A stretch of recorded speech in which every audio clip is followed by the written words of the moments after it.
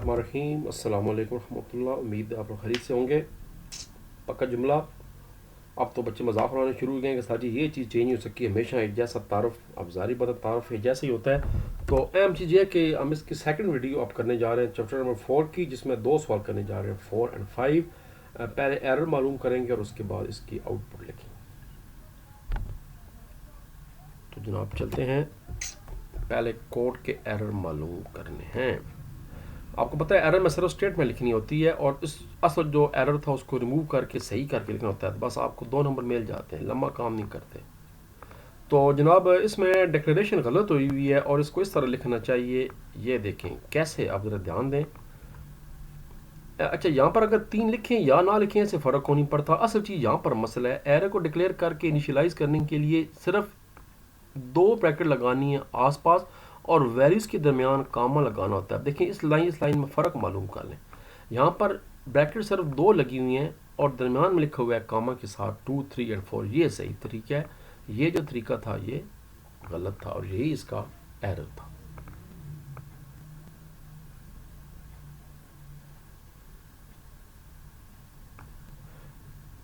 अगला जनाब है 2 इसमें।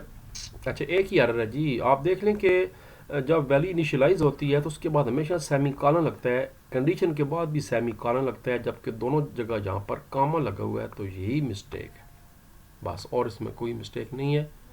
तो फिर जनाब इसकी स्टेटमेंट लिखेंगे कि पहली लाइन में कामा की जगह सेमी कॉलन को इस्तेमाल करना चाहिए। तो फिर नीचे मैंने सही करके लिख दी है। ये चीज़ इसलिए मैं हमेशा स्टूडेंट से कहता हूँ, अगर आपने अल्फाज अच्छे इस्तेमाल नहीं भी किए मगर दुरुस्त करके स्टेटमेंट लिखने से आपको बोर्ड वाला नंबर पूरे 2 इंशाल्लाह दे देगा, क्योंकि उसको समझ आ जाएगी कि भाई कंसेप्ट आपके पास है। इसलिए अल्फाज लिखने के बाद इसको एरर को दुरुस्त करके भी लिख दिए करें। ये 2 मिस्टेक हैं। एक तो जनाब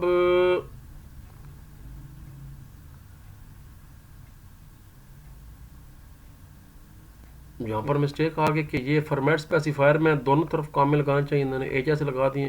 एक इधर काम होता है और दूसरा इधर काम होता है। ये ठीक करें, ये लिखा हुआ है। दूसरा सबसे अहम चीज़ आप देखें, ये देखें यहाँ पर हमेशा स्क्वायर ब्रैकेट्स लगती हैं जबकि इन्होंने पैरेंथेसिस लगाई हुई हैं। तो वो लिखा हुआ है जी कि एरे को अनासर को रसाई देने के लिए मुरब्बा ब्रैकेट या स्क्वायर ब्रैकेट का इस्तेमाल करना चाहिए, गोल ब्रैकेट का इस्तेमाल नहीं करना चाहिए। नीचे मैंने स्टेटमेंट को ठीक करके लिख दी है, ये देखें बस प्रॉब्लम हो गया। इसमें ये करना था।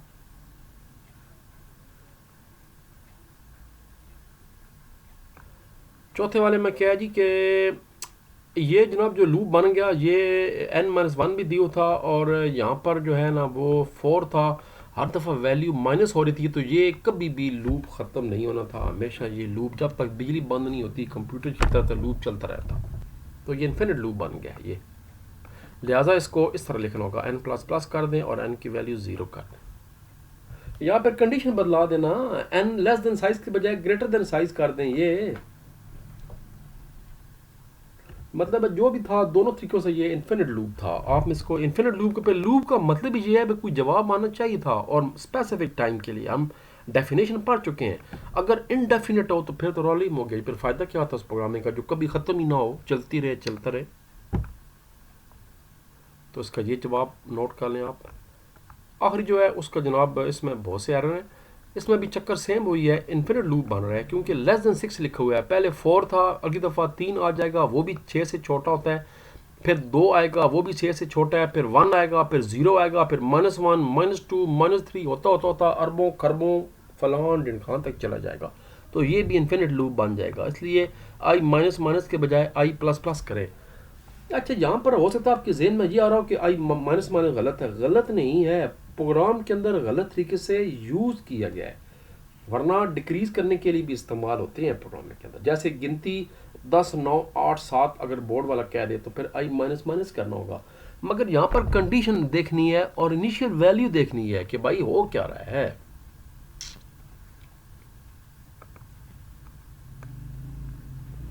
दूसरा एरर ये है कि यहाँ पर भी जनाब उन्होंने सेमी कॉलन नहीं लगाया, ये देखें।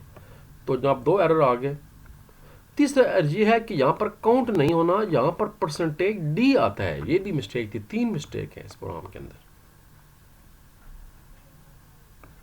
तो जनाब जी मैं नीचे लिख दिया। फिर बैरोनी लूप मंतकी ख़राबी यानी इन्फिनिट लूप बन गया, एक लामहदूद लूप है और आई माइनस माइनस आई प्लस प्लस से तब्दील करना चाहिए, पहली बात। दूसरी बात यह कि इंटीजर जे इक्वल टू 1 के साथ सेमी कॉलन लगाना चाहिए, ये सेमी कॉलन जनाब लग गया ये। तीसरा यह है कि काउंट की जगह परसेंटेज डी लिखना चाहिए। लें जी जनाब इसका दूसरा सा क्वेश्चन नंबर 5 है जो कि है जी आउटपुट निकालना है। अब देखिए इसमें जनाब सम की वैल्यू पहले 0 है और p की वैल्यू 5 है। तो जब p की वैल्यू 5 है तो कंडीशन चेक होगी क्या p लेस देन 25 बिल्कुल 5 25 से छोटा होता है। तो फिर प्रिंट करें सम के अंदर जो कुछ पड़ा है उसमें मजीद 5 ऐड करके। सम के अंदर 0 पड़ा है, 0 और 5 5 होते हैं, तो प्रिंट होगा सम इज़ 5। ये देखिए एक दफ़ा प्रिंट होगा सम इज़ 5। फिर लूप वापस जाएगा और p की वैल्यू 5 बढ़ जाएगी। p की वैल्यू अब यहाँ पर 10 हो जाएगी। क्या 10 25 से कम या बराबर होता है? जी हाँ। फिर कंट्रोल नीचे आएगा, 5 में मजीद 5 ऐड हो जाएगा, सम इज़ 10। ये देखिए 15 20 25। अगर ये 0 यहाँ पर ना होता कंडीशन में तो फिर ये लाइन प्रिंट नहीं होनी थी।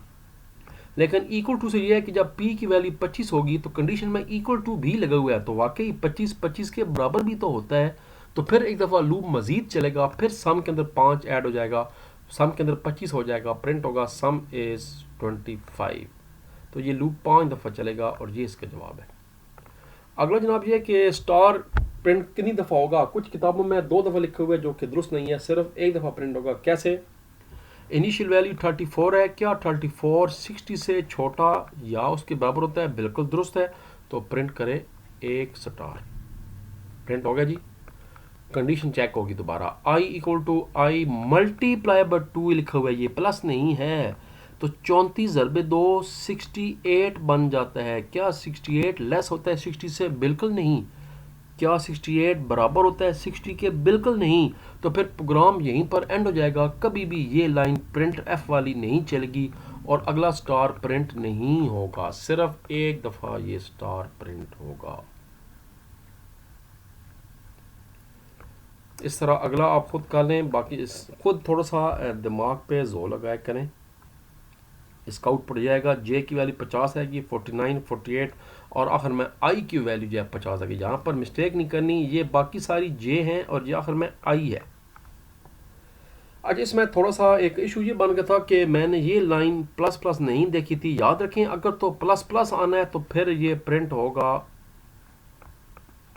यहाँ तक, पहले प्रिंट 4 होगा, फिर 9 होगा, फिर 16 होगा, फिर 25 होगा, क्योंकि 2 दफ़ा इंक्रीज़ हो रहा है। यहाँ भी इंक्रीज़ हो रहा है और यहाँ भी इंक्रीज़ हो रहा है। तो पहले 0 पे लूप चलेगा, 2 पे चलेगा, 4 पे चलेगा और 6 पे चलेगा, 4 दफ़ा लूप चलेगा।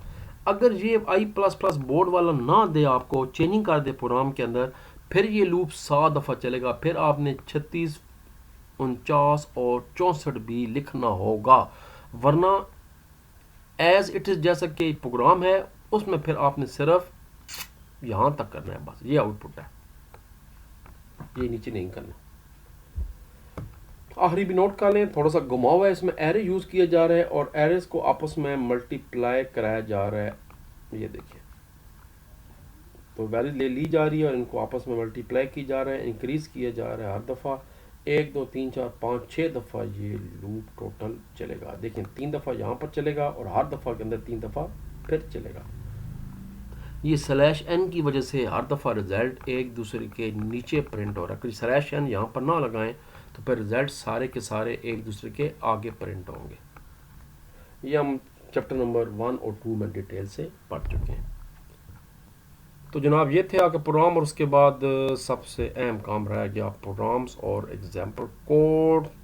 तब तक के लिए इजाज़त। पाकिस्तान जिंदाबाद।